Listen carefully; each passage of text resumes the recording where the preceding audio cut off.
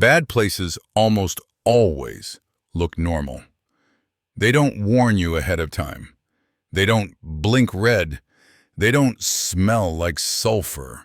And they don't whisper from the basement in a way that instantly tells you, don't go in. They just stand there quietly, like every other building. House number 17 was exactly like that. 5 stories tall, gray, with peeling plaster on the corners, plastic windows in the stairwell, and cheap lamps that barely flickered if you stared long enough. It stood in a part of town where the city doesn't end sharply, where it slowly exhales. Fewer cars, storefronts shutting early, and in the evenings the wind pushes plastic bags and scraps of paper across the asphalt so it feels like someone is walking beside you, just out of sight. I got a job there as a concierge in late October.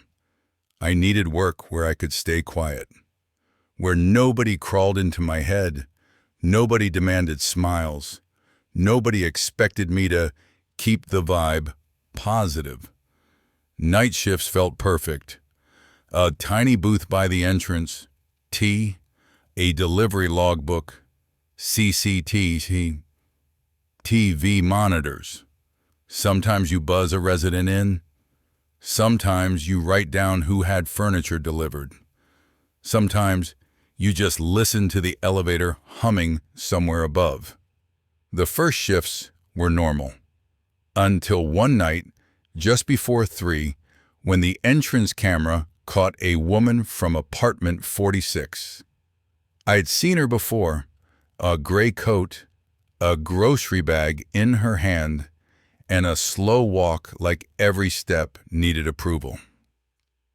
She stepped out of the building, opened the door, took 2 steps, and stopped. I was about to look away toward my cup when I noticed something wrong. She turned and walked back, but not toward the entrance. She walked toward the side wall of the building where there was no door, just plaster, just shadow under the awning, no entrance, no passage. She came close, raised her hand like she was taking hold of a handle, and she vanished. Not around a corner, not into darkness. She simply disappeared from the frame. Like a light being turned off, I stared at the monitor, trying to panic, but the brain doesn't panic first. It hunts for an explanation to pull reality back into place. A minute later, the motion sensor in the lobby lit up again.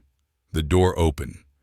The woman stepped back inside, only she didn't go to the elevator or the stairs. She went left toward the mailboxes and the wall. And on camera, in that moment, a narrow hallway appeared, as if carved out of the wall itself. Like someone sliced reality open with a knife and created a passage where nothing had been. She walked into that hallway and vanished again. And that was the first time the thought arrived in my head, cold and far too calm. In this house, you can walk out and come back to the wrong place. By morning, I tried to blame it on fatigue. Night shifts can mess with perception. Shadows seem to move. The elevator hum sounds like a voice. Reflections linger a second too long. I told myself it was a camera glitch, a trick of tired eyes, a badly timed blink. But house number 17 didn't let go. It was too quiet. Not quiet because it's night, but quiet like sound itself wasn't welcome here. The residents looked normal. I began recognizing them by details, by their footsteps, their keys, the way they carried bags. Apartment 12. Old man Matvey. Always greeted me, always nodded. Smelled like medicine and tobacco. His steps were slow but steady. A man who'd walked the same route for years and refused to change it. Apartment 19. A delivery guy in headphones. Never met anyone's eyes. Held his phone low, like a shield. You could recognize his footsteps easily. He dragged the toe of his left shoe, and the sound on the stairs felt like a marker. Apartment 27. A mother with a child. The child held onto her sleeve like he was afraid to let go and lose her right there in the stairwell, and he almost never made noise. That was strange. Kids always make noise. This one seemed to have learned that noise was dangerous. Apartment 33. A woman in a black coat with a heavy ring of keys. Her keys clinked like a chain, and in house number 17, that sound carried farther than everything else. Apartment 46. The woman with the grocery bag. The one I saw at night. In ordinary buildings, people argue, complain about the elevator, gossip about neighbors, fight over parking. In house number 17, people spoke only when forced to, and always briefly. Like everyone had a word limit. One time old man Matt V stopped by my booth and asked, "Night shift, yeah?" I nodded. He looked at the monitors and said quietly, "Then don't watch after 3. You'll sleep better." I smirked, thinking it was a joke, but he didn't smile. On the third night, the house started behaving like it was testing how closely I paid attention. First, the woman from apartment 33 disappeared. I saw her leave at 22:40, cross the yard, turn toward the parking lot, vanish behind the trees. And she never returned. But the light in her apartment stayed on, sometimes off, sometimes on again. The apartment lived. The person didn't. Then the delivery guy from apartment 19 vanished. He entered at 1:56. I saw the hood, the bag, the door closing behind him, and he never appeared on the elevator camera, the stairs, or the corridor feeds. I rewound the footage, again and again. He walked in and vanished. Not like he ran away, not like he hid. He disappeared inside an ordinary space, like the building could cut a person out between frames the way an editor cuts scenes in a film. I didn't tell anyone. I knew what would happen. The moment you start talking, people stop taking you seriously. Worse, you start doubting yourself. But after that, I began listening to the building. The elevator click, a scrape on the landing, a dull thud from somewhere above. Sometimes it felt like someone walked the hallway, exactly during the moments the cameras froze. And that was the worst part. The building trained me to wait. On my fourth shift, the supervisor handed me an old journal, a thick notebook with a worn cover, pages yellowed, smelling of dust and other people's hands. "Fill it in like before," he said. "It's calmer that way." Like before. That phrase sounded wrong. Like there was a tradition here. Like things repeated. I opened the journal and saw entries from different years. 1998. Residents complain about noises in the corridor between 3:10 and 3:20. Checked. Corridor empty. 2007. Camera. Number 2. Loses footage exactly at 3:17. Technician says interference. 2013.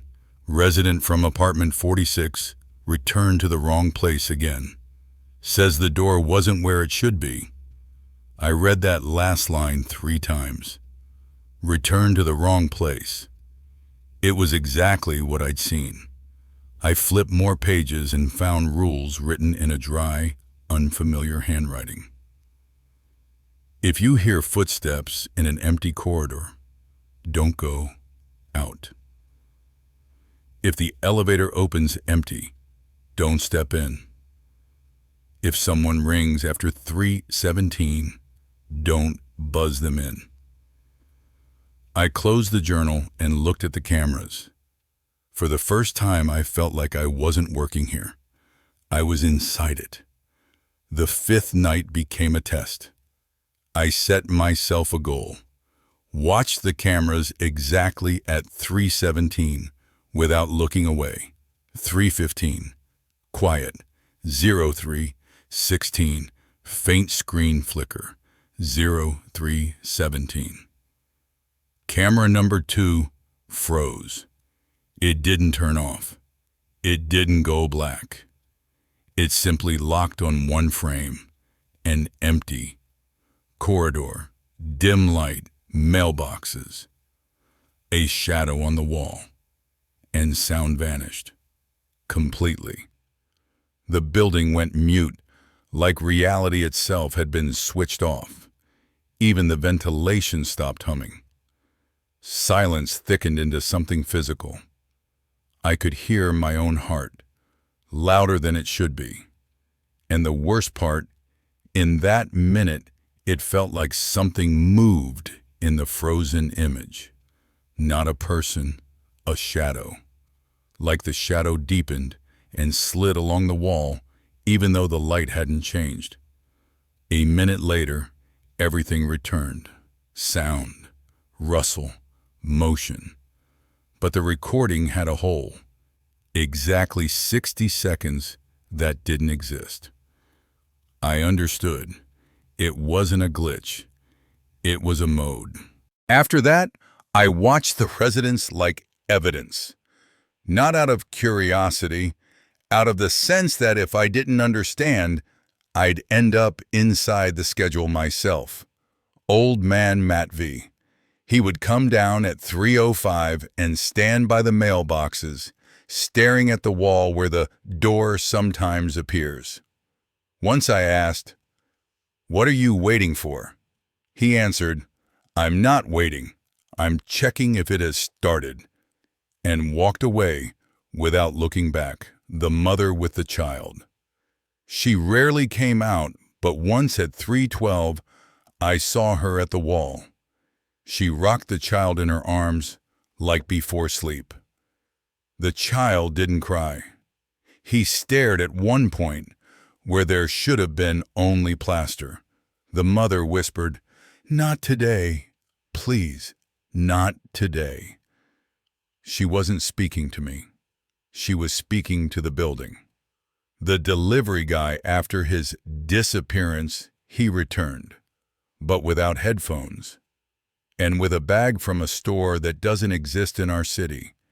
He walked as if nothing had happened, as if there wasn't a hole in his life. The woman in black. She vanished for 2 days, then reappeared. Same clothes, same keys. But her smile became too correct. She looked at people like she was checking whether they were breaking rules.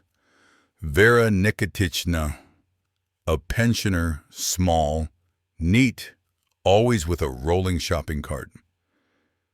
Once she said to me by the elevator, "You're young, you think you can argue with a building. You can't." And she pressed a floor button that wasn't hers. The elevator moved, and she didn't look surprised. They always left together, standing close. They spoke quietly, as if testing the volume of their own voices. Once Lita dropped her keys, the sound cracked through the lobby. Sergei froze like he'd heard a gunshot. He picked them up very slowly, staring at the ceiling, and then said, "Don't do that after 3. The man with a suitcase. He appeared suddenly after a week, always carrying a small suitcase even when he left for a minute, like he expected to have to leave forever at any moment. Once he asked, "Is it always this quiet here?" I said, "Yeah." He answered, "That's bad." A student girl always wore headphones, but at 3:18 she took them off, as if she knew. Music doesn't help at that time. I asked why. She said, "Sometimes the silence here is louder than music." He rarely appeared, eyes on the floor. Once he told me, "If you see my mother, don't call her." I asked, "Why?" He replied, "If it's really her, she'll answer herself." Pasha, the janitor. He came to fix pipes and joked in other buildings. Here, he didn't joke. Once, staring at the wall, he said, "These walls are like a sponge. They soak things up. Then they give them back." I asked, "Give what back?" He looked at me and said, "Not the same thing." These small scenes built one single feeling. In house number 17, people live like they're taking an exam every night. And the only passing grade is not good. It's still here. I couldn't take it anymore and went digging for documents. In the storage room, I found a folder with the building blueprint. The scheme was simple: entrance, lobby, elevator, stairs, corridors, no extra rooms. But I'd seen the left corridor on camera, and I'd seen the woman walk into it. That night at 2:50, I left the booth and walked up to the wall in the lobby. It was a normal wall. Plaster, cracks, stains. I stood there for a minute, feeling stupid, and then turned to leave, when I heard a click. Not loud, not metallic, more like a switch. The shadow on the wall changed, and I saw a handle. Cold, metal. I reached out and touched it. It was real. I understood one thing. If I opened it, I might not come back. Not because something would kill me, but because I would stop being who I was. I stepped back, returned to the booth, and sat there staring at the monitors like they were proof the world still existed. At 3:10, the delivery guy from apartment 19 walked in. He approached the wall, pulled out a key, turned it in midair as if the lock lived inside the plaster. A door manifested, cleanly, precisely, like it had always been there. He stepped inside, and the door vanished. No panic, no sudden movement, like he'd done it 1,000 times. That's when I understood. The building doesn't steal people. It teaches them. First, it scares you. Then it makes it familiar. Then it turns you into a root. I heard footsteps behind me, even, slow. I turned and saw old man Matvey. He stood in the corridor as if he'd always belonged there, as if this corridor wasn't an exception, but his usual street. I wanted to ask, "How are you here?" But words jammed in my throat. Matvey looked at me and said calmly, "So you opened it after all." I rasped, "What is this?" He answered, "This is where the building makes order." Order? Yes, it updates. It erases the old and installs the new. Not out of malice, out of habit. The building hates noise and people are noisy. People break, argue, panic. The building doesn't like being feared. It wants order. I said, "But they disappear." Matvey shook his head. "They don't disappear. They stay. Just not all of them in the same form." He glanced at the doors and added, "The worst thing isn't to vanish. The worst thing is to come back and be correct." I asked, "Why 317? Matvey didn't answer immediately, like he was searching for a way to explain something that shouldn't be explained. "It's an old building," he said. "Many layers, like paint, like plaster, Like memory, 0317 is when the layers align, like two doors becoming one for a second. And then the building does what it does best. It smooths things out. And the cameras? I said. Cameras see too much, he replied, so they get switched off. Because if a person saw everything at once, they'd go insane faster than the building could update them. And if a person goes insane, they start making noise, and the building hates noise. I turned to run back, to where the door should have been, but the corridor grew longer. The lamps spread farther apart. More doors appeared along the walls. I stopped, breathing hard, and I understood. This corridor isn't just space. It's the building's decision. It can be short if it wants you back, and endless if it decides you fit.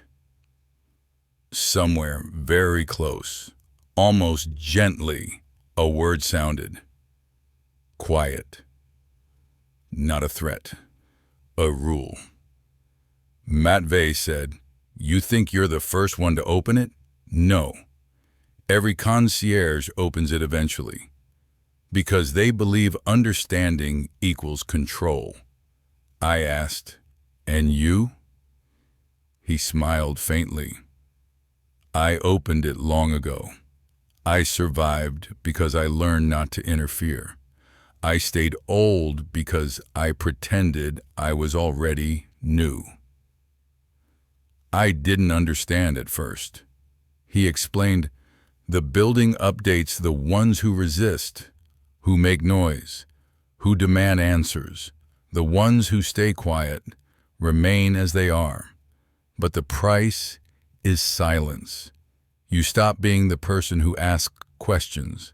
Otherwise, you become the person who smiles correctly." I remembered the woman from apartment 33, that too correct smile. It hit me. It wasn't a mask, it was a result. The mirror blinked again. I saw the booth. I saw the monitors. And I saw myself sitting on the chair. Only that me didn't move, not like a person. He sat like a mannequin, but alive, and smiling. I stepped toward the mirror like I could return through the reflection. Matvey stopped me with his hand. "Don't touch it. If you touch it, you agree. And the building loves agreement." I whispered, "What do I do?" Matvey said, "Don't argue, don't prove, don't shout.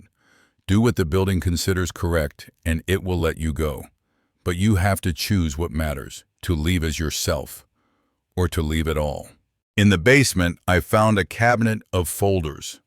On their spines, dates 1998, 2007, 2013. Same label on all of them, Quiet House Incidents. 1998.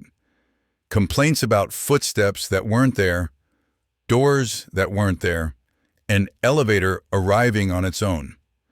2007. Reports about the missing minute on recordings, interference, malfunction, camera replacement that changed nothing. 2013. The worst one. A note by a concierge who was fired after a breakdown. They don't disappear. They get replaced. Then, if a resident comes back, it might not be them anymore. The building updates residents. Don't argue. Don't test it. If you saw the door, the building has already seen you. The word updates sounded wrong, like a phone, like software, but in those pages it was the most accurate word in the world. I started recording times and events as if it could save me control. 2:40. Motion sensor blinked twice. 2:58. Elevator opened empty. 3:07. Lobby lights dimmed. 312, the wall shadow deepened. 317, camera number 2 frozen, sound vanished. Every night, the same, like the building switches into a work mode. And the worst part? I noticed myself becoming correct, too.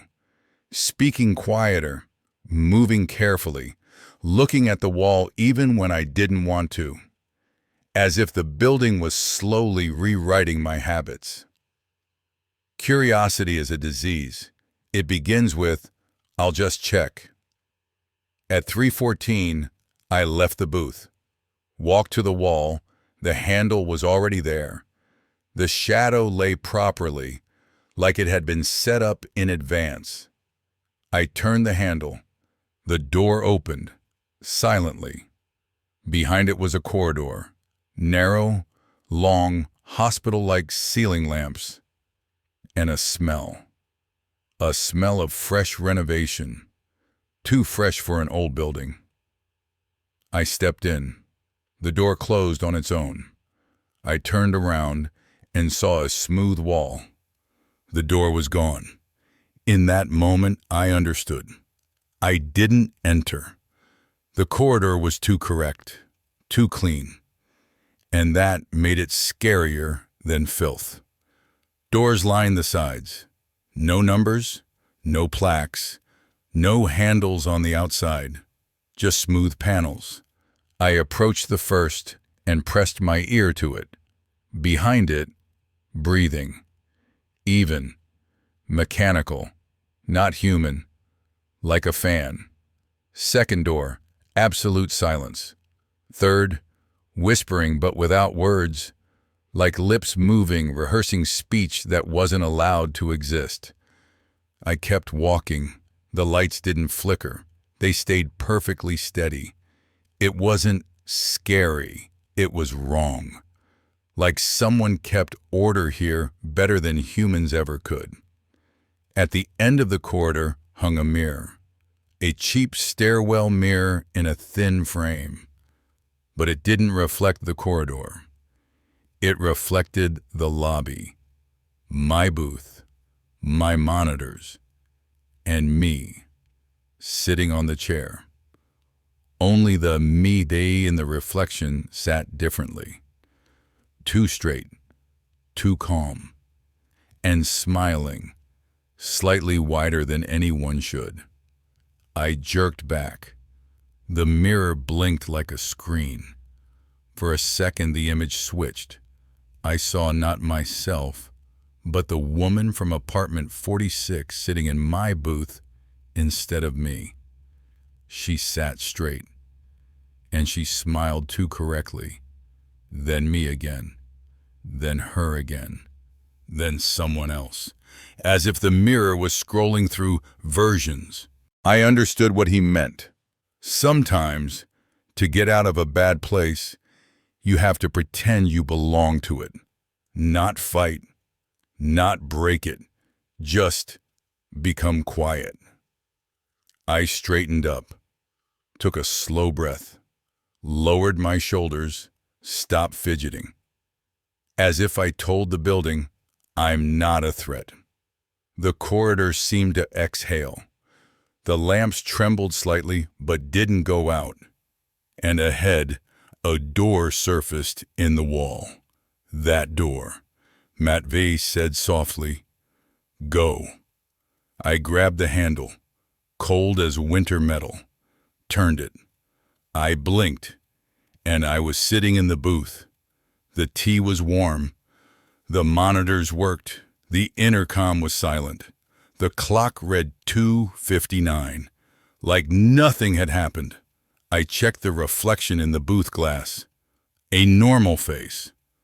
But the smile lasted slightly too long. The journal lay open on the table, and there was a new line, fresh ink, my handwriting. 317, concierge updated, functioning normally. I didn't remember writing it. I didn't remember holding the pen. But the handwriting was mine, recognizable with short tails on letters. I flipped back. Other concierges had similar lines. Different wording, same meaning, updated. Functioning. Normal. Like a report about a device, not a person. At 3:12, the entrance camera showed the woman from apartment 46 again. The same one. She stood by the door with her grocery bag, stared at the wall, like she was remembering the route. I wanted to go out and stop her, to say, "Don't go there." But Matt VA had warned me, the building hates noise, and also, if it's not her anymore, she won't respond like her. The woman took one step, then another, turned toward the wall, and for 1 second she looked straight into the camera, straight at me. Her face was calm, too calm, and her smile was even. The door manifested. She stepped inside and vanished. A minute later, the motion sensor lit up. The entrance door opened. Someone else came in. Not her, a different person. The man with a suitcase. The renter from apartment 52. He walked fast, like he was afraid to be late. And for a second he froze by the wall, like a man hearing silence louder than his own thoughts. I understood. The schedule continues. I stared at the monitors and realized the worst thing about house number 17 isn't the disappearances. The worst thing is, it's been doing this for so long that people stop noticing where they end and where their correct version begins. I looked again at the journal, at my line, and thought, if the building updates people, then some of us have probably been updated for a long time, living normally. At the end of my shift, Matt V passed my booth again. I wanted to ask what would happen to me. He didn't stop. He only said while walking past, "Just don't let yourself fit the silence, because the silence here isn't empty." And he left. And I stayed, listening as house number 17 at exactly 3:17 erased sound for 1 minute, like someone pressing save.